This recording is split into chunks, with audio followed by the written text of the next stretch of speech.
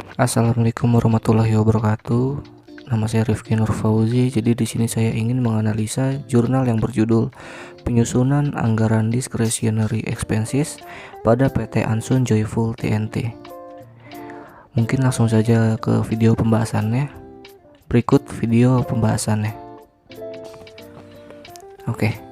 Jadi kita harus mengetahui terlebih dahulu apa pengertian dari discretionary expenses. Anggaran yang menyangkut pengeluaran discretionary expenses merupakan anggaran yang ditetapkan oleh manajemen atas kebijakan yang diambil oleh realisasinya tidak kurang atau tidak lebih. Menurut Anthony, anggaran mempunyai karakteristik. Yang pertama, anggaran ini tidak dirancang untuk mengukur efisiensi atau inefisiensi. Yang kedua, penyusunan anggaran bertanggung jawab untuk membelanjakan jumlah yang ditetapkan, tidak kurang dan tidak lebih, kecuali jika ada perubahan yang disetujui.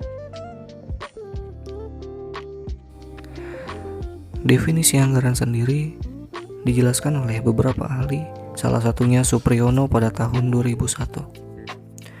Supriyono menyebutkan bahwa yang dimaksud dengan anggaran adalah suatu rencana terperinci yang dinyatakan secara formal dalam ukuran kuantitatif.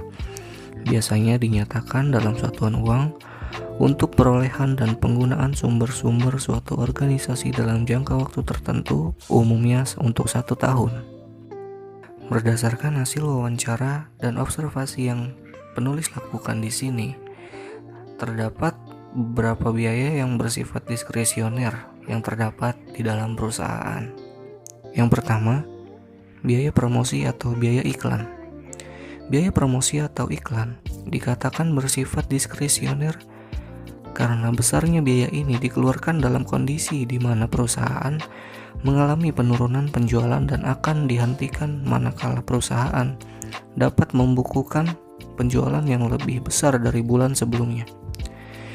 Adapun bentuk promosi atau iklan yang biasa dilakukan oleh perusahaan adalah pembuatan reklame, spanduk, pencetakan brosur dan kartu nama, pembuatan atau pembelian souvenir, iklan melalui media cetak dan elektronik seperti di koran, website, dan majalah. Yang kedua di sini ada biaya komunikasi. Biaya komunikasi ini dikatakan biaya diskresioner karena selain dipengaruhi oleh jumlah konsumen, juga dipengaruhi oleh kegiatan operasional perusahaan selain yang berhubungan dengan konsumen. Semakin banyak jumlah konsumen dan semakin padatnya kegiatan operasional perusahaan, maka semakin besar jumlah biaya ini dikeluarkan.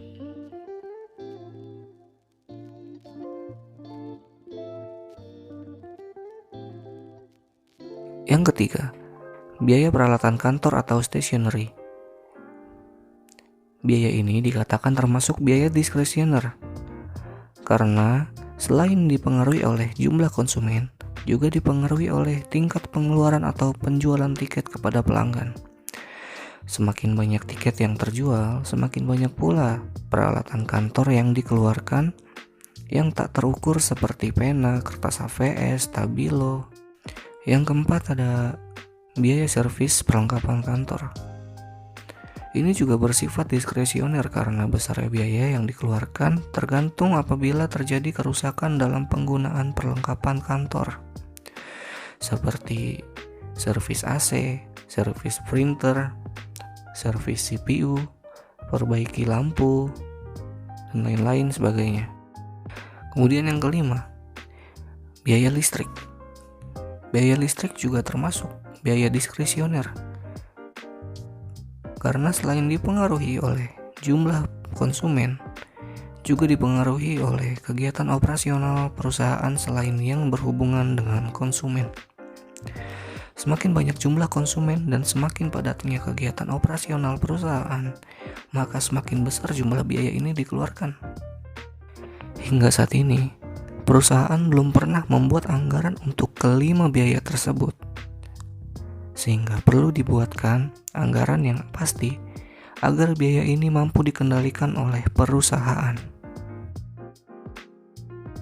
Berdasarkan pembahasan di atas, di sini penulis menarik kesimpulan sebagai berikut, yaitu besarnya volume penjualan dipengaruhi oleh beberapa faktor, yaitu musim liburan, adanya promosi atau iklan di mana-mana, dan kebutuhan pelanggan itu sendiri untuk membeli tiket.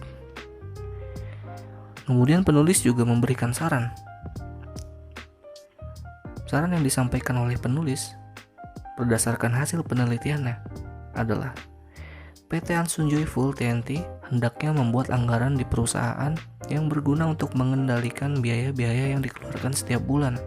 Kemudian PT Ansun bisa menggunakan high low metode pada penyusunan anggaran di perusahaannya, karena metode ini berguna untuk mengetahui berapa jumlah biaya-biaya yang dikeluarkan dengan melihat volume penjualan, dan untuk mengetahui apakah perusahaan mengeluarkan biaya yang melebihi batas atau tidak.